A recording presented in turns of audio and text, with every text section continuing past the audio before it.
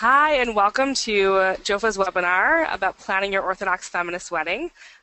We're really excited to be here. This is a topic that I get asked very, very frequently. People who their daughter's getting married, their son's getting married, they're getting married. I was literally on a bus once when someone just said, "I'm getting married in 2 weeks," and I know that you probably have a lot of ideas. But fortunately, today we have someone with even more experience and knowledge on this subject. Lila Kazdan is a clinical ethicist and a student at Harvard University and Yeshivat Maharat, and she will be receiving smicha very soon in June. So mazal tov to you and welcome. Thank you. Um, so there are so many areas to cover, and we've gotten many, many questions about different aspects and elements of the wedding. And Lila and I thought that it might be wise to just go through chronologically the wedding ceremony, and in that way figure out ways to honor women, to honor one's values throughout the entire ceremony. Okay, so should we jump in, Lila? Sure. Okay. Go for it. Okay, so what we're going to do this evening is go through, as Sharon said, in chronological order, some of the occurrences of the Orthodox Jewish wedding. And we have collected several questions. Sharon is going to also be collecting questions from the group as we're going along this evening for the next hour. And we'll be trying to answer as many questions as possible. And some people have also volunteered, and we're very grateful for that, to share some of their personal experiences as they fit into different points of the Jewish wedding. So I'll just begin by saying it's a challenging task to speak about the Orthodox Jewish wedding in 1 hour. And there's so much to talk about, and as we were planning this today, we certainly felt this feeling of we will have many more webinars in the very near future about so many of these topics, and each one of these topics really could be a webinar in and of itself. So you'll bear with us, and hopefully I do believe that we'll be able to find some real meaningful practical applications here.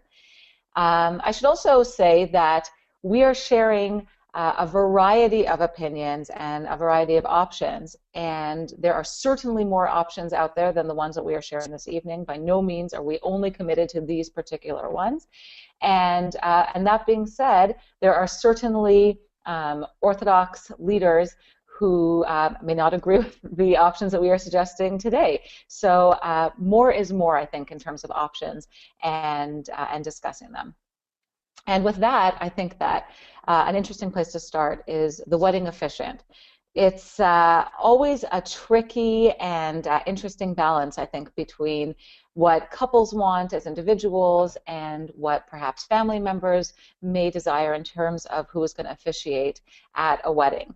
Perhaps this is going to be a loved one. Perhaps this is going to be a friend who is ordained or a family member who is ordained. Perhaps it's going to be an educated layperson.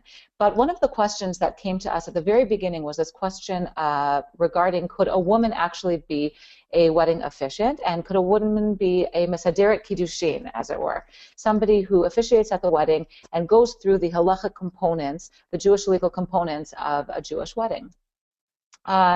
This topic, like many topics in Judaism, and certainly like many topics that we address in Orthodox Judaism, has many, many opinions, and there's different ways of understanding this. To begin with, there are two brachot that are said, two blessings that are said at the beginning of a wedding, and there's the bracha that really sanctifies this particular day, and there's also the bracha of shevach, of gratitude, and of the celebratory bracha. Now, when we talk about the Orthodox wedding specifically, we get back to a root issue that comes down in all practice of mitzvot, of Jewish law, and that is the issue of obligation specifically. Who is obligated, who's obliged to get married, period. And interestingly, it really comes down to the groom. It's the groom's obligation to get married. Why? Because a groom has the obligation of pru urvu, of being fruitful and multiplying.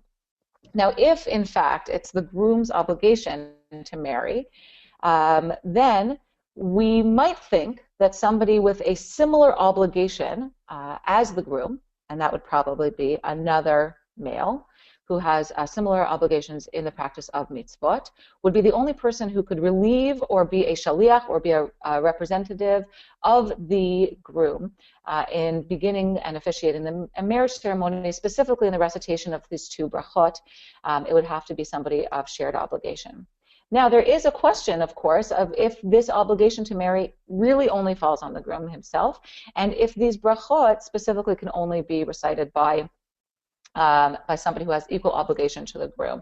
And in fact, there's a discussion about this, and there is a discussion that, and a point of view that certainly does say that anybody can say these kinds of shevach, celebratory brachot, and this is a communal celebration, a celebration that affects all of the people of Israel, all of Am Yisrael, and perhaps that is a precedent for a woman, even though a woman might have, it might be understood to have different obligations in the practice of mitzvot. A woman could, in fact, be a representative, an assigned representative of the groom in this case. Now, this isn't something that we've seen so much, but as we know, I think, in the ever-evolving role of women in Orthodoxy, just because we haven't seen it doesn't mean that it can't be done, and doesn't mean that it hasn't been done. Okay, so let me ask you this question, and it's probably something that I'm going to be asking you about almost every topic. Even if we understand the halachic grounding or room for women's inclusion, I think the question that many people would ask, well, how do I explain this to my in-laws? Or how do I convince so-and-so? Like, what are the halachic myths that may exist which might stand in one's way in terms of convincing one's family or loved ones? So there's no question that there's a fine balance here. I think that tempers and personalities really show themselves when planning, I think, smachot in general, when planning big events in general. This isn't unique, I think, to wedding ceremonies, but it's also a particularly loaded time and a particularly passionate time. I tend to think that the way to deal with all of these issues is education.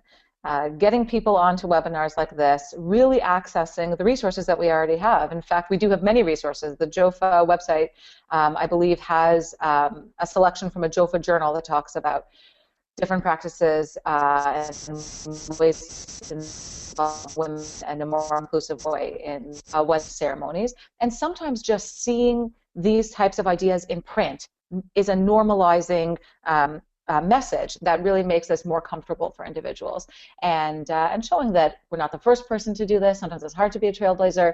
We're not going to be the last people to do it, and that can sometimes help, I think. Okay, so let's jump in. We're at the wedding, okay? And this is something that a lot of people ask, especially people who haven't been to an Orthodox wedding. They get there, and at many Orthodox weddings, you'll have a tish where, for a woman to gain entry, would feel extremely awkward at best. And in terms of the women, there's the other area where the bedekin is going to happen. So what are Jofa-like options for this part of the wedding? So, this term tish has become this almost inherently masculine event, but really tish just means table.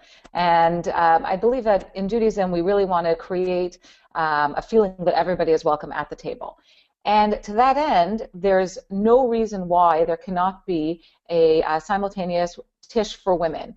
Perhaps the couple is not seeing each other for 7 days or some amount of time before the wedding, in which case the tish would not be a joint tish. But there's certainly an opportunity for women to gather together. The tish itself actually is a very celebratory time. It's a time where people can sing, they can share divrei Torah, words of Torah. They can really enjoy themselves before getting to the sort of more serious and more formally legalistic aspects of the Jewish wedding. Though there are certain legal occurrences and activities that do occur at the tish. Typically a ketubah is signed, but there are other things that can be signed at Kala's tish, at the tish for the bride. And I should say that there's no reason for these tishin to be single-sex. There's certainly precedent for women attending or coming at least to visit to a man's tish and vice versa. But for example, the Tnaim, the document that is really a leftover of when weddings were arranged in a more formal way by parents, and this idea that if one were to break the agreement of this assigned match, perhaps the parents had obligated themselves to incur financial penalties. This document, the T'naim document, actually truly relates to the bride and groom equally. So, for example, this document could be signed at a Kala's Tish if we wanted to assign a real formal ritual to the Tish itself. The ketubah is usually still signed at the Chatan's Tish, but it also could be signed under the chuppah as well. In many Sephardi communities it is. But I think that there is something very powerful about doing a traditional ritual in new and innovative settings. So the traditional ritual of signing the T'naim, but in the new and innovative setting of a Tish that includes women and women sharing Torah and being in true celebration in the real exciting, intense moments as anticipation grows before the Kabbalah Panim and then before the Bedekin. Thank you. I just want to point people to, you may have seen that Rachel Lieberman, our Director of Programming, has been posting different links to some of the sources that Lila has been mentioning. And now we're going to do something that's a first for JOFA webinars. We're going to bring in our first caller, which is very exciting. Miriam has agreed to share a bit about her Tish experience and some thoughts that she thought would be relevant to the discussion. Welcome, Miriam. Hi, do you hear me? We do. Yeah. Yay, great. Thank you so much for including me. I'm really ecstatic about this. So this is super pertinent because my wedding was last week, and I was super happy how thank you. I was so happy how it went with the Tish specifically, and exactly like you were saying, Lila, before, my entire planning of my wedding was very much a balance about what our parents wanted and what we wanted, and this was the perfect place where I felt like where we both could take control, and we decided, we're definitely going to go ahead with it. First and foremost, the location that we picked was perfect to have a simultaneous Tish because the room in between was the Shmorg room, and the two Tishes were sort of parallel to each other, so people could hop back and forth, and I thought that was really great. Some of their halls we checked out said that they would put us in like a back room, and it felt a little bit strange to me, so this was really cool. And it was the way I wanted to start our wedding. I wanted to be ushered in with song and with Divrei Torah with my girlfriends and my sisters and my female members of my family. We did want to do the T'naim there, and I did look into it, but again, that was something that the family didn't really want to hand over, but it was perfect in any case. I definitely assigned some really good friends who are great singers and who are great educators to be sort of the leaders, so they led everybody in song, and I shared a Dor Torah as well. And it was just so beautiful. It was the only way I would have wanted to usher our wedding. And I did end up having a very short Badekin. It was like 5 minutes before the whole procession happened, but most of the beginning of the wedding was spent in a side room doing the classic Tish. That sounds so nice, and it's so nice to hear it from a new Kala. So mazel tov. Thank you. Miriam, you just shared some really important pieces here. One is logistics. When it comes to innovation, we want to set ourselves up for success, and we may have wonderful intentions and these amazing desires, and we may feel very inspired, but actually we need to make a real plan. So sometimes that is about what venue we choose, and sometimes that is about who is approached to be inefficient, and that those very practical, sort of not so romantic perhaps, thoughts are extraordinarily important and really help a natural flow where, as Sharon said before, it doesn't feel awkward when women are involved because it just makes sense and it just works. You also said something, the way I wanted it to start, the way I wanted my wedding to start. Well, it's not only about the way you want your wedding to start, it's also about the way you want to start your life. And by infusing your ceremony and your wedding with your feminist values, it sends a very strong message, I believe, just to the self and to the couple, but also to the community at large. But these are the values that we are embracing. These are the values that we live by. And this day is not going to be different than the rest of our lives. This is going to be a time that we value inclusivity and the role, the dual role of each partner, and we're going to start it right here, right now. So that was very powerful, Miriam. Thank you. Thank you. And I think that was also beautifully said. I think that for many feminists, getting married and then followed by the wedding and just being married, it's a challenge in figuring out how you're going to make sure that you don't lose yourself and how to make sure that you have your voice and you don't fall into being another statistic. So I think that's a good point. Very well taken. Okay, so we've had the tish. Now let's move to the bedekin. So we've had the tish. And it's really interesting, actually. Several people wrote in questions about the bedekin, and some were actually questions, but some were actually more like statements or reflections. And it seems to me that the bedekin is really one of the most powerful emotional times of the wedding itself. And interestingly, it is not typically a point at the wedding where there's much opportunity for mutuality or reciprocity between the couple. And in thinking about some different ways of encouraging some of this reciprocity or mutuality, I reflected on some of the weddings that I've been to, and just some ideas came to mind. During the bedekin itself, the groom is typically danced to the bride, who is sitting in quite a regal chair, and usually in the room where Kabbalat Panim has taken place. Maybe it's the shmor groom, and there is this grand entrance of kind of a mob, usually, of the chatan, of the groom, and perhaps his friends and family, coming to the bride for the first time. Perhaps they haven't seen each other. It's an incredible moment of anticipation, and lowering the veil over the bride's face. And in that moment, sometimes family members on the groom's side typically offer the bride brachot, a blessing. This is really an interesting opportunity. This is, on some level, there are some formal components, for example, lowering the veil, but there's a lot of opportunity here. This is an opportunity where it doesn't only have to be that the groom's family blesses the bride, but perhaps the bride's family can also take an opportunity to bless the groom at this moment. Perhaps the bride and groom can have an intimate moment, albeit in a very public fashion, where they can offer blessings to one another, hopes and desires for a lifetime ahead of companionship and respect. It is also an opportunity to do some sort of an exchange. And the exchange that comes to mind for me is in lowering the veil.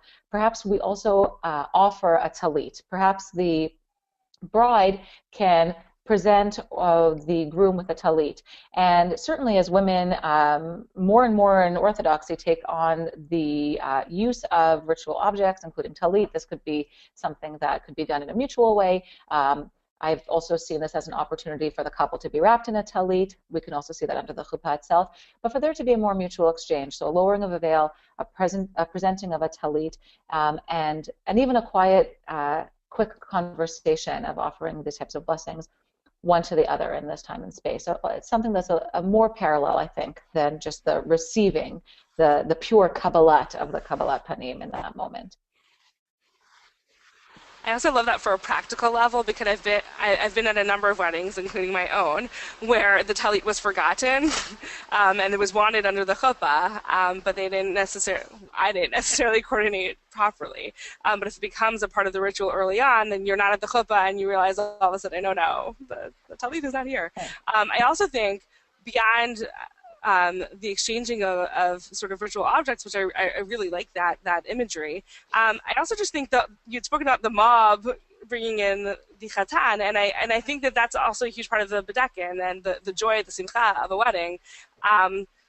I think it's important to have your friends riled up and ready to go to dance the kala, to dance with her after as well. And I think that's something that people in a variety of hashkafic areas of the Orthodox spectrum could take on. It's a really beautiful, wonderful part of the ceremony. Yeah, okay, and I think moving on. Historically, I'll just add one thing. Historically, there has been some anxiety about, I think, women getting as into it as the men seem to be, maybe because of issues of modesty. But a really interesting thing happens at almost every wedding, and that is that just as quickly as the groom comes in, the groom and his entire party leave. And that's an opportunity also for this wonderful moment of a sisterhood of women being together to really sing and dance. Also, if there was some discomfort, perhaps in just a few moments early, earlier for them to do that. So there really is that opportunity, I think, in both times. Rachel just shared actually that someone wrote in that the Kala gave the Khatan a kippah that she had made at the Bedekin, which is really a sweet moment. Okay. Nice. So the Bedekin's over. Now we're ready to walk down the aisle. What have you got? So the walk down the aisle, I think it's the walk down the aisle. I have to be honest, I haven't seen so much diversity. However, I've seen parents walk children down the aisle. Of course, maybe a procession of bridesmaids or ushers, grandparents, family members. I've seen just parents walking with a bride or groom, or perhaps an entire family dancing a bride or groom down to the chuppah. And sometimes more recently, there is a slight change that I've noticed, which is that instead of, usually the groom gets to the chuppah first, and instead of the parents walking the bride directly up to the chuppah, there might be a moment where the groom will come down and the couple will walk up together. And I actually think that there's something very powerful about that act of walking together to the chuppah. This is a symbol of the new home, of the new life that the couple is establishing together. And what better way to establish your new home than walking over the threshold together and entering into that chuppah together? So not only in a way of the parents, perhaps in a more traditional sense, bring the bride to her husband's home. No, the couple together walks under the chuppah to establish their own home as a unit of equals. Now, the first thing that we notice that happens under the chuppah, and it's fascinating to me actually, because the majority of our questions include this. Yes. Are you moving on to the next part, or? No, go ahead. I have one thing to add in for the procession. Oftentimes people have some sort of music or singing as the person's walking down the chuppah, and I think that that's a moment where you can have kibbudim for your friends with voices or musical talents to sing. But this actually brings in a question. So I guess this happens, you use examples from your own wedding, but I had a co-ed a cappella group, but I had a handful of fairly right-wing people who were there, and I guess I just let them know that at one point during the ceremony there would be women singing, but there was no announcement made or anything like that. I just knew that there were a handful of people who I left it at their own discretion. So I guess one thing in terms of these, I think when you're talking about the procession, oftentimes there's nothing announced beforehand, because I've seen where the bride stops and then the groom will come and meet her, and that just sort of happens and no one ever questioned it. But then there's some times where it's a big. I guess my question here is, it would be helpful to know when you think that the audience or those who are participating in the simcha need to have some sort of announcement or explanation, and when you just do it and let it slide under the radar. This makes me think of a term that we use in the hospital a lot, which is that people get information on a need-to-know basis. You're not publishing in your wedding program, beware, there will be women's voices heard. I tend to think that a wedding ceremony should really reflect the values of the people who are getting married. And individuals, it is a rarity, I would say, that guests truly would be completely shocked at some of these additions to a wedding ceremony. And if they are, certainly they can do whatever they need to do or to feel comfortable in that moment. I think it's really important not to make apologies, but you could certainly share information. If you have somebody in mind that would maybe be very uncomfortable with a certain addition to the wedding ceremony, that might be an opportunity to have a parent or a relative approach them before and just give them a heads up. That being said, I think that this, more than probably any other ritual in one's life, reflects the values of this new life that the couple is embarking on. One person just asked a logistical question. If the bride and groom are walking into the chuppah, can you hear me? Yeah. I'm not sure if you can hear me. I can hear you. Can you hear me? I can hear you. Are you able to hear me? Hello? Yes. Yes. Sorry.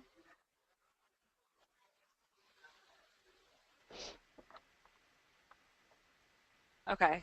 Am I back? Can you hear me? Yes. Okay. Sorry about that. Someone asked a practical question about the logistics of if the bride and groom meet in the middle and then walk up alone, how do the parents get under the chuppah? I think this is something that it's interesting. We in the Orthodox community we don't have a dry run. We don't have any sort of rehearsal Right. dinner or anything like that. Um, in your experience, do you prep the families and let them know, even, who could be standing where and all those sorts of what may seem like minor details, but um, maybe important. I think that even though there isn't a typical run through, there's certainly an opportunity to send out a very detailed email of what is going to happen when. And I think success is in the details, and sharing the details with all of the parties that are going to be involved is really crucial.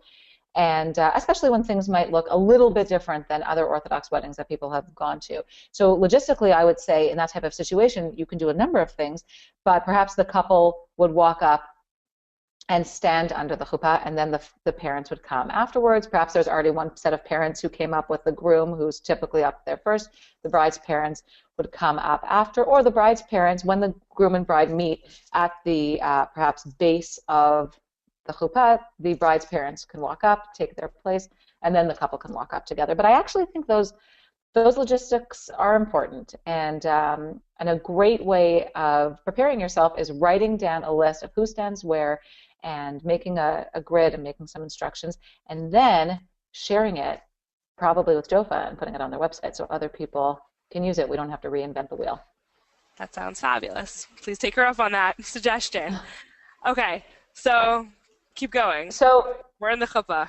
under the chuppah, one of the questions that was really popular, and it surprised me in a way, was this question about circling the bride, walking around the groom somewhere between 3 or 7 times. There were so many questions about this, and it surprised me only because the custom, and it's an Ashkenazi custom, Sephardic Jews do not do this whatsoever, but the custom of the Kala doing these kind of hakafot, these circuits around the Chatan, is something that you can forego entirely. And it seems to really not sit well with many people. That being said, some people say, my mother did this, and or I saw this, and it seems very beautiful, and that's very valid, I should say. Doing things because perhaps it feels comfortable and it feels good and it feels like it's linking you to women of many generations is also a valid piece here. But if it makes you uncomfortable, you'll be very relieved to know this is by no means a crucial part of the Jewish wedding ceremony. It's a take it or leave it. You can forego it entirely. And I think there's some confusion about this minhag in general. There are lots of different ideas about how this came to be. Perhaps the bride is walking around the groom 7 times, just like the circuits around the walls of Jericho, and the walls, any barriers between the two of them can fall down, and thus they can enter into their married life free of barriers, free of walls. The Ramah says that the chuppah is really symbolic of the marital chamber, and in walking around the groom, you're creating this very private, intimate space between the two of you, a sacred space that you're really establishing.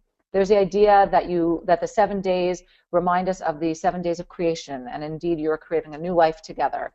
And then of course there's another option of walking 3 times, and that is supposed to be this idea from Hosea of Ve'arastich li le'olam is said 3 times, I will be betrothed to you forever, as this idea also of ultimate commitment and betrothal.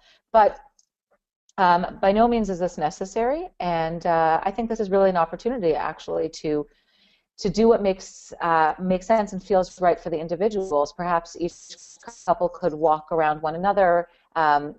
Somebody shared with me this idea that they once saw a couple walk around an empty space together to establish that this would be their sacred space for just for the two of them as they entered the chuppah together. But there's really a lot of room for innovation, certainly in these in this moment. And with that, we really get into the legalistic and the particulars of the wedding ceremony. Specifically, the giving of the ring under the chuppah, which is the beginning of the act of kiddushin. Now, kiddushin is a very big topic in and of itself. It's certainly not a topic that I wish to ignore, and there's been a lot of discussion about kiddushin and as it relates to the aguna issue, and both the aguna issue and kiddushin are both topics that I think we hope to address in the future at another webinar. Very, very big, very important, crucial topics. We're not going to get into those details today. So we'll really be focusing on the traditional kiddushin process that most of us are familiar with from Orthodox weddings and other weddings. Essentially, this consists of the groom giving a ring, typically, to the bride in front of witnesses, in front of two witnesses, and says the marital code of Harei at Mekudeshet Li. Traditionally, the bride at this moment silently accepts this ring, and through this ring, perhaps one could say this act of acquisition, in this moment, the bride in front of these two witnesses is in fact Mekudeshet, is in fact now betrothed and is now through the act of kiddushin in a marriage with the chatan. Now, this certainly feels, I think, very difficult for many men, for many women. It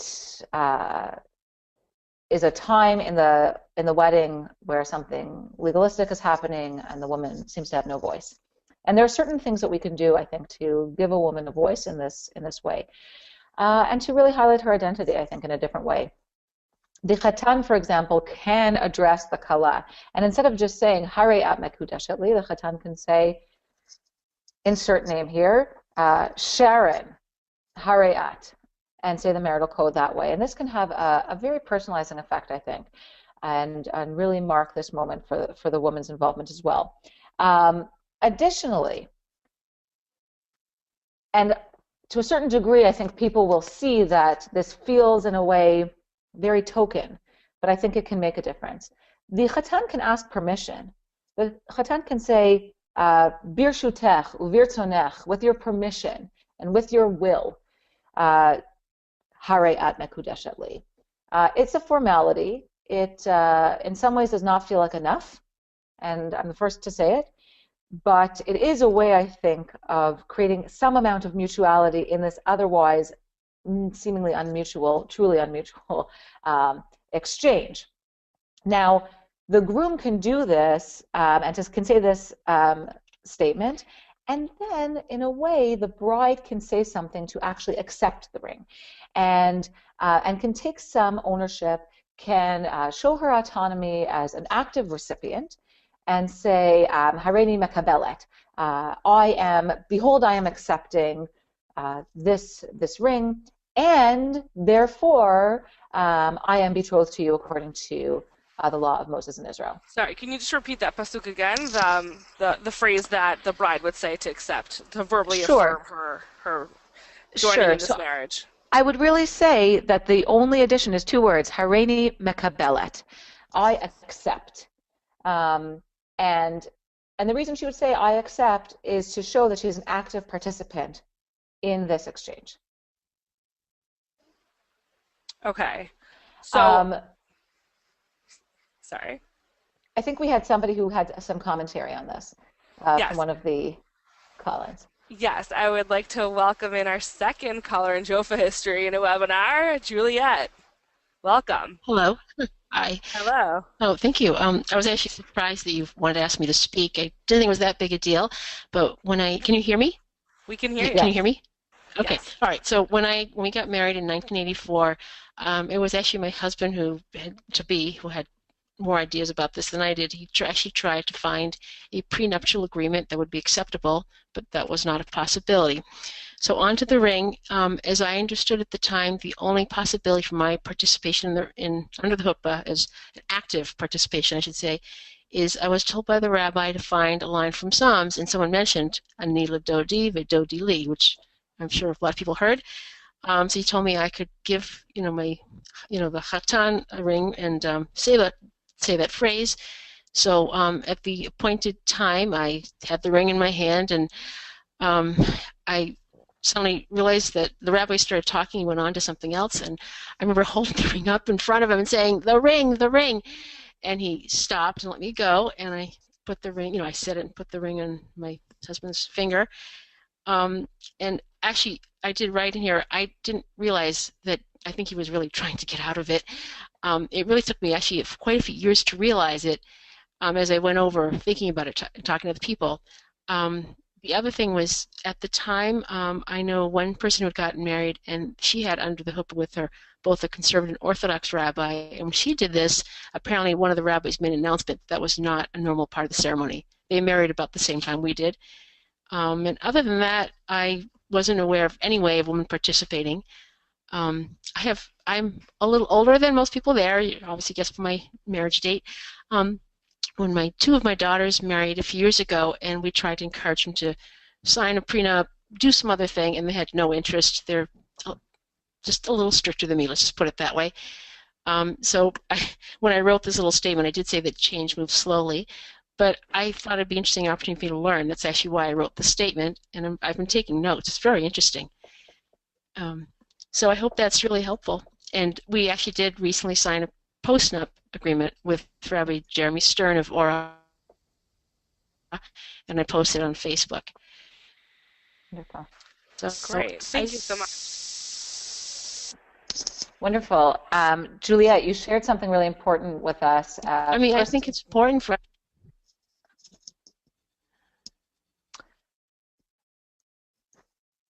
think we're having a little problem with technology. Sharon, can you hear me? I can hear you. I think we may have lost Juliet. I think we may have lost Juliet. I'll just say that we're really on the shoulders of giants here. Ein chadash tachat hashemesh. We're constantly innovating, and there are those who have innovated before this very day. And as I said earlier, more is more. Juliet brought up something that we didn't discuss yet, which is the prenuptial agreement. And now we're even getting to a point where individuals are doing halachic postnuptial agreements. Perhaps the prenuptial agreement didn't exist when they originally got married, and these are agreements that are signed, endorsed by the Orthodox rabbinate to safeguard women in the case that the marriage dissolves and they need to get a get. These are certainly not foolproof documents. It's an important step. It's a step in the right direction. I wouldn't say that it is foolproof, and I wouldn't say that it's enough, but it is something that we certainly encourage men and women to sign, couples to sign. And if they haven't signed it and they've previously gotten married, they certainly can sign it after the fact. And I'm glad Julia brought that up. You can also certainly sign the prenuptial agreement at the Kala's Tish, certainly with women as witnesses. And that's also a good way to include women's involvement. One question that someone had is if a woman is verbally affirming, Harani Mikabel Tabadzo, if she is verbally affirming that she's entering the marriage with accepting the ring, does this put into question Kiddushin? I'd heard quite the opposite, that it was actually being machmir, you're being stringent by taking on that custom during the ceremony. Right, I wouldn't say that the acceptance is in any way threatening Kiddushin. Interestingly, there are incidents where we know from halachic literature where perhaps a father would have even pushed his daughter's head down to show that she agreed to the marriage. So there is certainly some precedent of some kind of an agreement here, and I certainly would encourage women to use their voices as opposed to be kind of forcibly showing an agreement. But that does bring up a very important point of invalidating the Kiddushin, and it actually goes back to Juliet's point of an exchange of rings. So that's a situation where there has been some concern about an exchange of rings, not only from a groom to a bride, but also from a bride to a groom. Would that invalidate the Kiddushin? And interestingly, Rav Moshe Feinstein gave a response to this question in around 1970, and Rav Moshe said that a bride could certainly give a groom a ring under the chuppah. It would not invalidate the Kiddushin. However, in this type of double ring ceremony, you would want to make clear that it was not part of the Kiddushin. So Kiddushin would be over. You might even say a statement, Kiddushin is now over.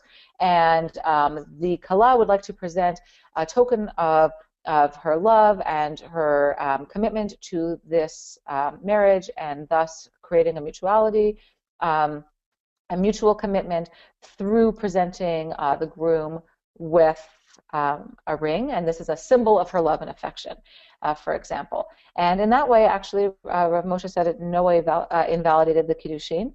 And sometimes couples will wait actually until after even Sheva Brachot, just to make sure it does not invalidate the kiddushin of doing some kind of an exchange. The nice thing about waiting until after Sheva Brachot to make an exchange of the rings is that there's a little bit more time to really craft perhaps some statements, statements of commitment, vows, if you will, to one another in the presentation of that ring after Sheva Brachot. And so that I certainly have seen that as well at that time. And this is something that is certainly acceptable. It's again not something that we see so much, and yet it is truly acceptable. And I think that again, where we can insert women and where we can insert this mutuality, we have an obligation to. One thing that you hadn't mentioned, but some of you who are on this call wrote in about different things that you did at your chuppah. Options that exist include women also holding the poles to the chuppah and participating in that sort of a way. Other ideas are, however the chuppah is constructed, the artwork involved in that you can have men or women being involved in that process, and in that way honor their talents and your relationship with them. And I'm wondering if there are others of that nature. There's certainly. You know, the chuppah, there's such an enormous amount of creativity that can be put into creating a chuppah. It can be a piece of fabric, perhaps, that's important to the family. It can be something that is quilted together, perhaps by all of the guests who submit squares of the quilt, perhaps with blessings. It can be sewn together, embroidered by the women in the family, certainly by the men in the family as well. There's also opportunity in the wedding ceremony for women to perhaps read a poem, to share some words. There is absolutely no reason why this cannot happen at a Jewish wedding. I've also heard the Tefillah L'Shalom HaMedina, the prayer for the welfare of the state of Israel, read by a woman under the chuppah. Different tefillot, perhaps acknowledging, and right, the tefillah for agunot to be read under the chuppah, really taking a moment to acknowledge, certainly in the brokenness of the world that we live in, that we very much recognize with the breaking of the glass, really a very fragmented world, a world where women are still chained. As agunot, I've also seen under the chuppah women read tefillot regarding individuals with infertility, who are struggling with infertility, and also well-wishing. This is also an opportunity for women to participate and offer words of blessing. I'm curious, what do you think about reading of ketubah under the chuppah? No, I didn't at my wedding, but like, why do people do it? Do we think that's a feminist, or perhaps not? Or maybe we shouldn't be doing that under the chuppah. Sure. So, you know, the interesting thing about the ketubah, and certainly people make incredible art out of their ketubah. I mean, it really is a legal binding document. We don't put other legal documents typically in beautiful frames on our walls. But traditionally and historically, this is precedented. The ketubah is typically read between the giving of the ring and the Sheva Brachot, and there's an actual reason for this. The reason is that we want to separate the two halves of the ceremony, the Kiddushin, this formal betrothal, and the Nisuin, the Chuppah, symbolizing the couple's shared life together. So really, there is a reason to read the Ketubah at that time. Some people will read it very quietly, though. They'll say, we're not sure that this is the ideal document in this day and age that represents the role of women in marriage, though there are certainly some elements of it that ring true, and maybe they'll read it in a quiet voice. They will not say it in a very loud voice. Though some people say, okay, we're going to keep with the traditional structure, but we're not going to have a man read the ketubah. We're going to have a woman read the ketubah instead. We're also going to insert the mother's names into the ketubah. It doesn't just have to say daughter of or son of so-and-so. Insert father's name here. We're also going to make sure that the mother's name is included in the ketubah, which is certainly very appropriate. It's actually already the practice in Sephardi ketubot. The ketubah also speaks about some financial agreements, some finances and some property that the woman brings into the marriage, typically the property that she brings from her father's house. And there's no reason why we can't write the property that she brings from her father and her mother's house. In fact, I would actually go so far as to say this is an opportunity to say the property that she brings from her own house. Women certainly have their own financial resources, and although the ketubah actually was really quite revolutionary when it was written and really was meant to safeguard women, I think it has to evolve and include the finances that a woman brings to the table.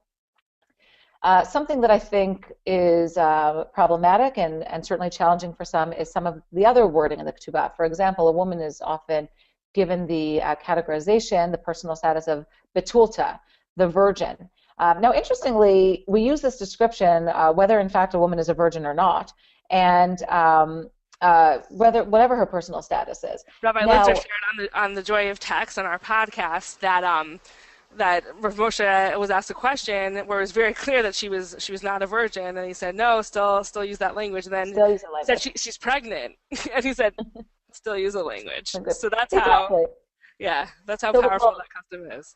Right, and I mean, first of all, it goes to show you how powerful certain traditions are.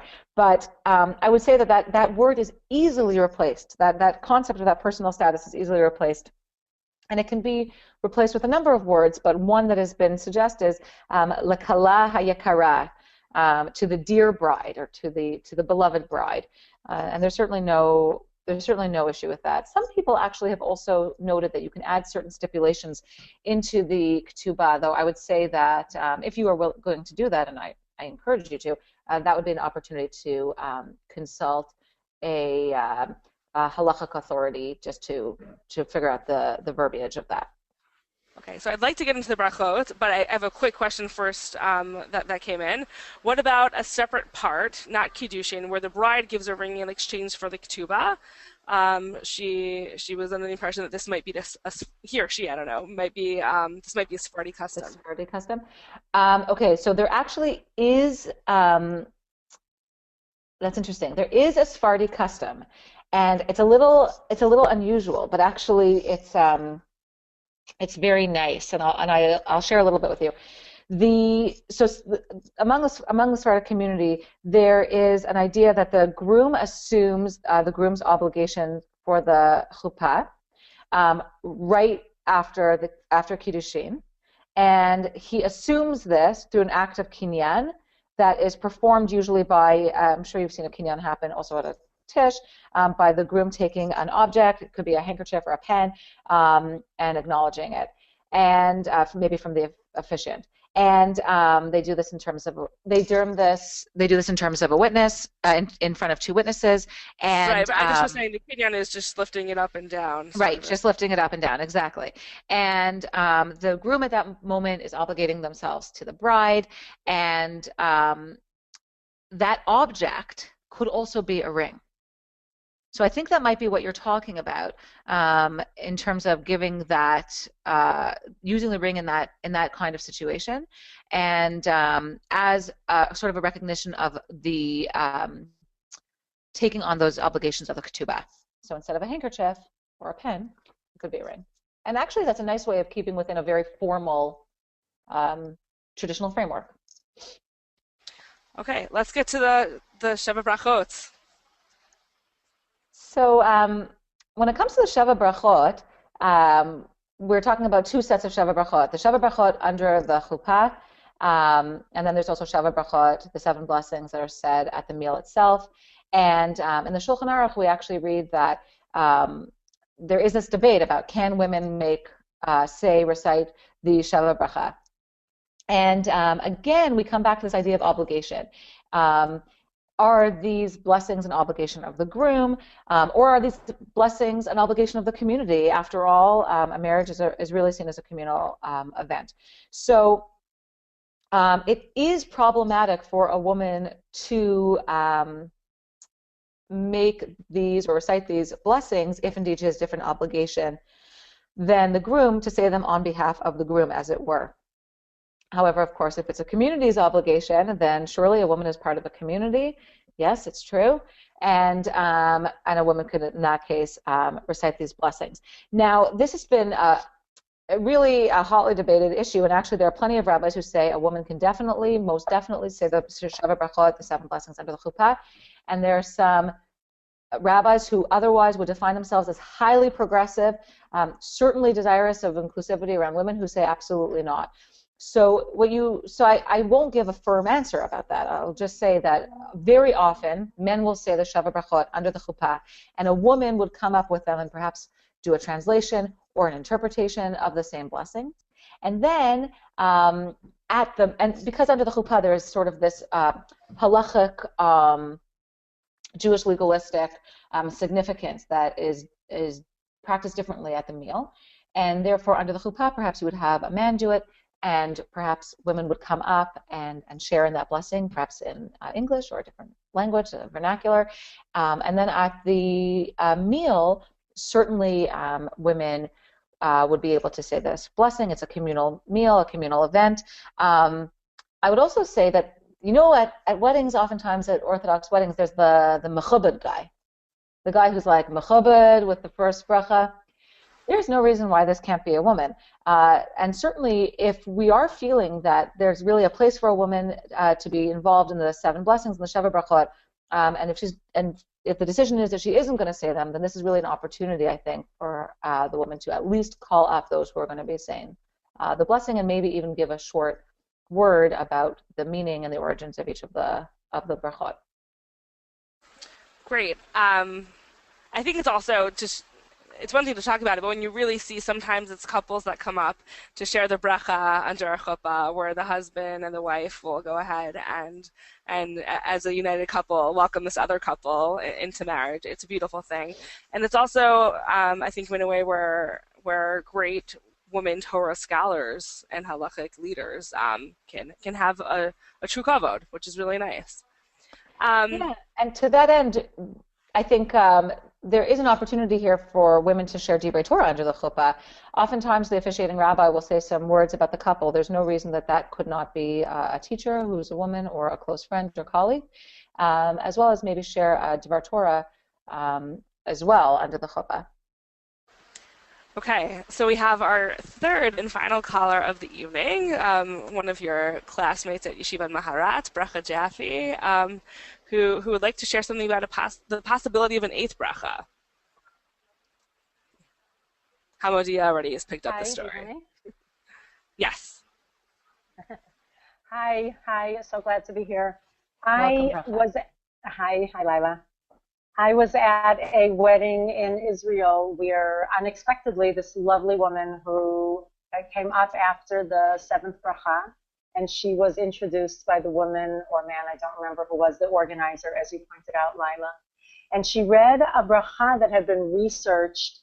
I believe it was from the Gaonic period. That's all I remember is Gaon, maybe Rav Saidigon, I'm not sure. But it was very beautiful because they explained that this was an older and revived minhag custom, which I'm sure I could find out if I checked in Israel. And she read it, and it made women a part of it. She explained it. Her voice was beautiful. She practiced it, so it was said with a lot of meaning and a lot of kavanah.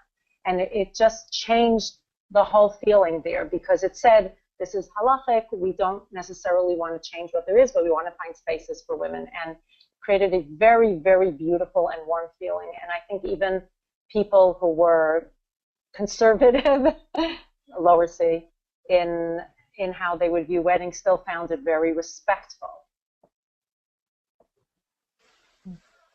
There was another, you're welcome, there was another issue about the Sheva Brachot at the end, if you'd like me to add that now.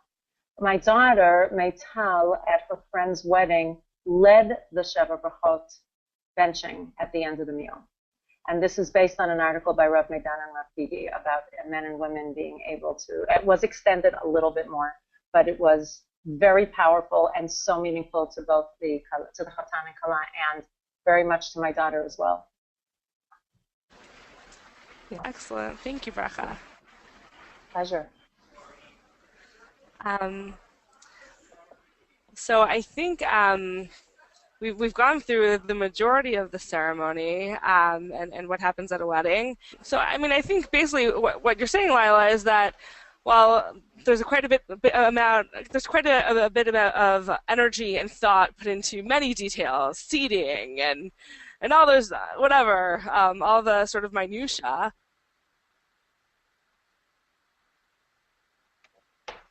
Ceremony that marks the beginning of one's marriage, even from seating, how you want to make that happen in terms of your egalitarian values, to commuting that already exists traditionally, to thinking out of the box a bit, you know, during the reception, during the dancing, whatever it is, finding more and more ways to live your values throughout this special day in a couple's life. Absolutely, and I think that. Do you have anything else you'd like to share? Because we're about to. Yeah, I'll just add.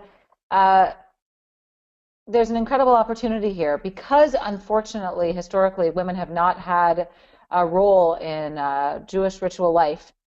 There's actually an opportunity. There's an opportunity to create new ritual, to insert ourselves into existing ritual in a halachic framework, and I actually believe it's our responsibility to do so. We have the opportunity. It's our responsibility to use it so we don't lose it, and to establish ourselves, to establish women in these roles, so that this becomes a norm, and the next 10 years from now, I hope we don't have to have this conversation. It's just going to be mekubal. It's going to be accepted that women are participating in a different way, in the rightful way, in Jewish Orthodox weddings.